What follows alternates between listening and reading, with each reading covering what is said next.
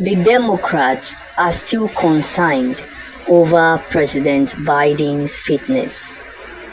The Democrats are still concerned over President Biden's fitness.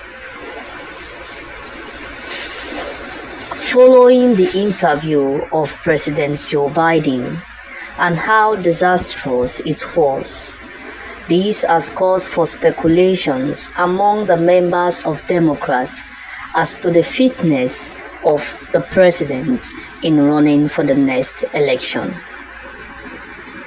President Joe Biden's Friday night TV interview does not seem to have quenched an uprising within his own party to end his re-election campaign after a halting debate performance against Donald Trump. A Fifth House Democrat, Angie Craig of Minnesota, on Saturday joined colleagues in calling for the president to step aside, and reports suggest more could follow.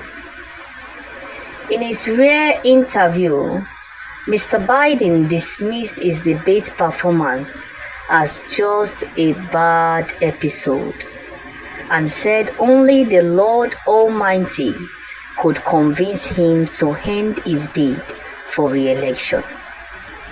Mr. Biden, who is 81 years of age, is currently spending Saturday at his family home in Delaware before two public events on Sunday. There is growing unease among Democrats, although no senior members of the party have called for him to quit. Some polls showed Trump's lead over Mr. Biden widening, and many are concerned about losing the presidency and House seats, along with the Senate majority if he leads the ticket.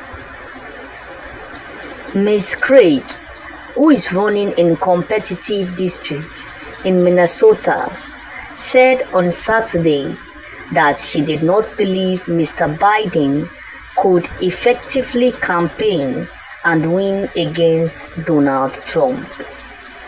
She said that while she respected his decades of service, she said, there is simply too much at stake to risk a second Donald Trump presidency. Minutes after the interview, Texas Congressman Lloyd Doggett, the first House Democrat to call for Mr. Biden to drop out, said in an interview that the need is more urgent tonight than when I first called for it.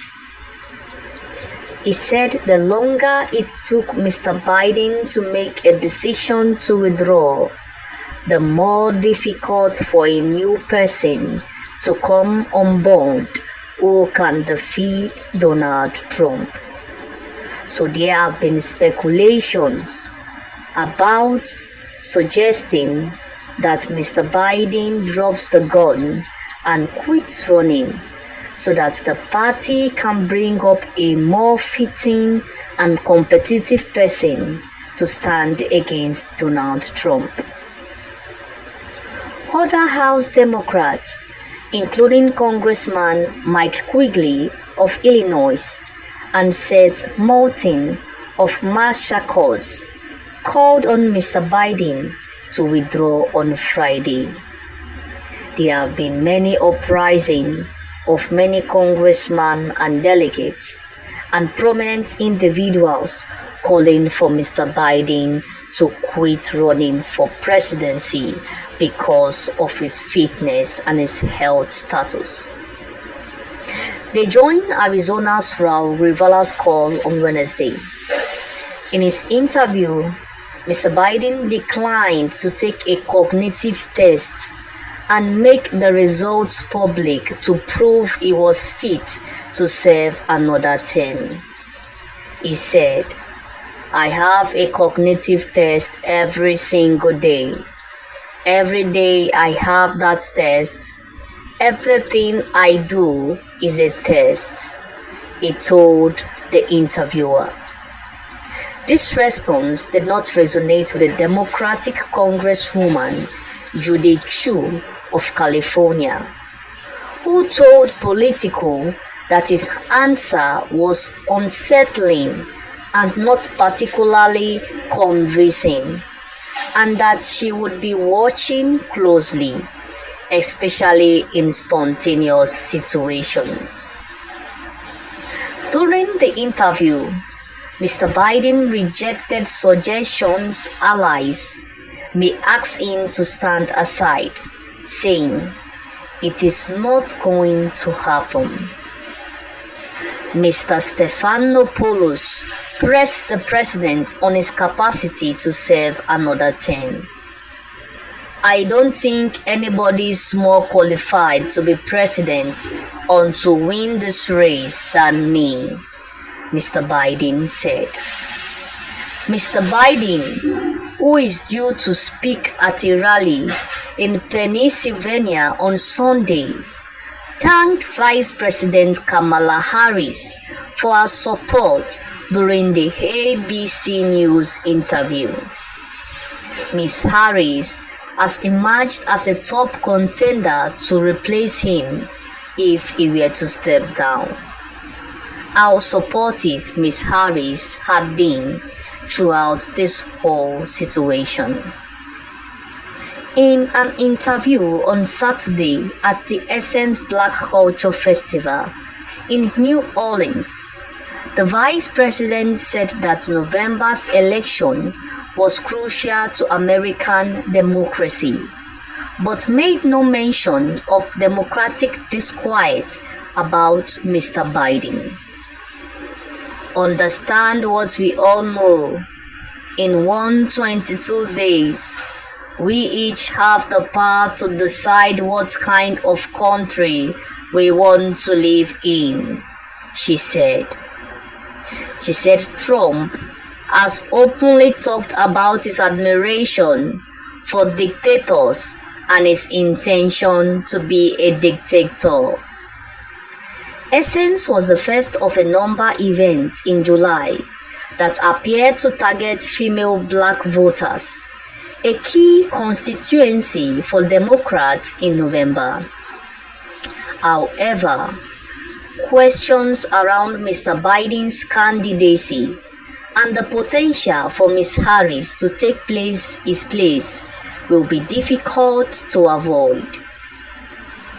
In the forthcoming interviews to follow, there may be questionings concerning if Mr. Biden's Vice President, Ms. Harris, will take his place. And we all look forward to what Mr. Biden's answers will be. Ms. Harris has spent the last week close to the president, flying from Los Angeles to attend the White House 4th of July celebration, sitting in a meeting with governors and Mr. Biden, and also being involved in his call with Benjamin Netanyahu, Israel's prime minister. Vice presidents have the delicate balancing act of projecting unequivocal support for their bosses while also tactically proving that they are up to the main job. That has been more so for Ms. Harris, as questions swirl around Mr. Biden's re-election bid. However, some Democrats acknowledge concerns about Ms. Harris as a presidential candidate. She struggled to gain a footing in early vice presidency as she was given responsibility for issues including immigration, student debt, and voting rights. Low approval ratings have dogged her in office, although they have improved in recent months. She has since refocused her attention on issues such as abortion rights, which Democrats believe will be crucial in November. So far, so good. This has been the speculation surrounding the United States and the world at large concerning the next US president, and also concerning the Democrat candidates who will be representing them for the election.